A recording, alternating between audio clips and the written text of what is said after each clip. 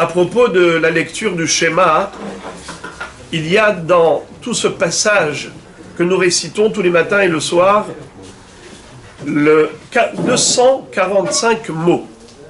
Il y a 245 mots depuis Shema Israël Hashem Elokeinu Hashem Echad jusqu'à Ani Hashem Elokechem. Exactement 245 mots. Dans le Shulchan Aruch, il est écrit qu'étant donné que dans le corps humain, il y a 248 membres, et chaque membre va puiser son énergie de Kedusha de chaque mot de la lecture du schéma, alors il faut répéter Hashem Elokechem Emet. Et c'est ce que fait le Shaliach Tzibur.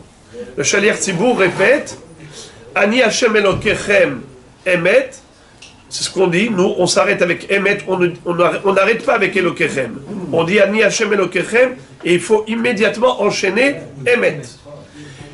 Et ensuite, le Shaliach Tzibur va répéter Hashem Elokechem Emet. Et on s'acquitte par audition pour avoir les 248 mots.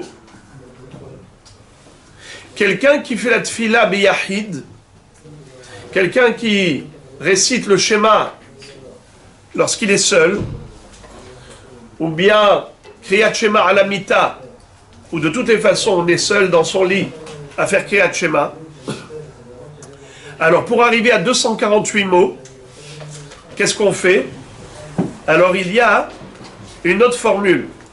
Pour les séfarades, c'est comme dans la tfila, c'est-à-dire Hashem Elokechem Emet à la fin. Pour les Ashkenazim, c'est El Melech Ne'eman. Avant la lecture du schéma, il commence par dire El Melech Ne'eman. Et ensuite, ils lisent le schéma. Et ils ne répètent pas Hashem Elokechem Emet à la fin. Et ça, c'est pareil lorsqu'ils font la tfila biyahid. Quelqu'un qui fait la tfila quand il est seul, il n'est pas Betsibour. Alors il ne va pas répondre Amen.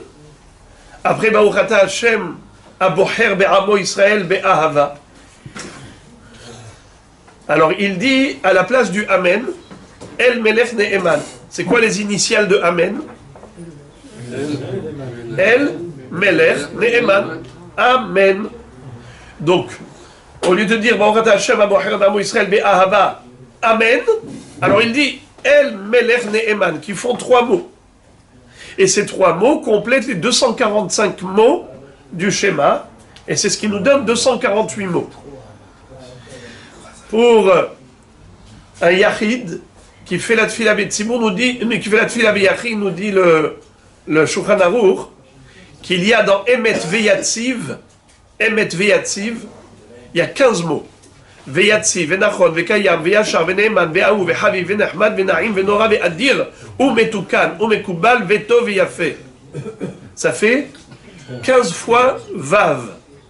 Vav. Vav, Vav, Vav.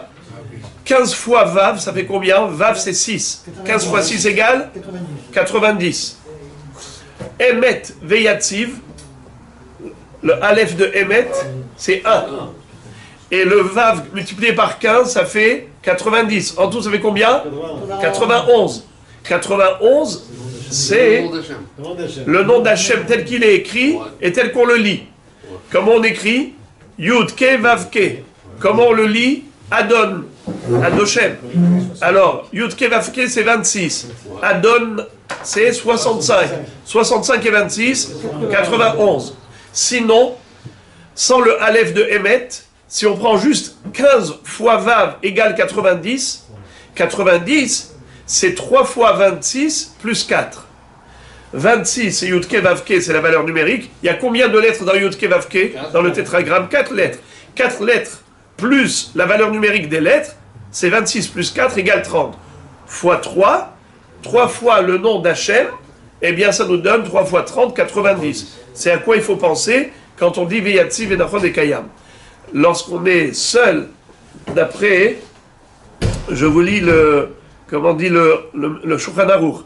Imukore biyahid yechaven betetvav vavin shebe'emet veyatziv she'olim tzadik והם כנגד ג' שמות ההוויה, שכל שם עולה כ"ו, וד' אותיותיו הם למד.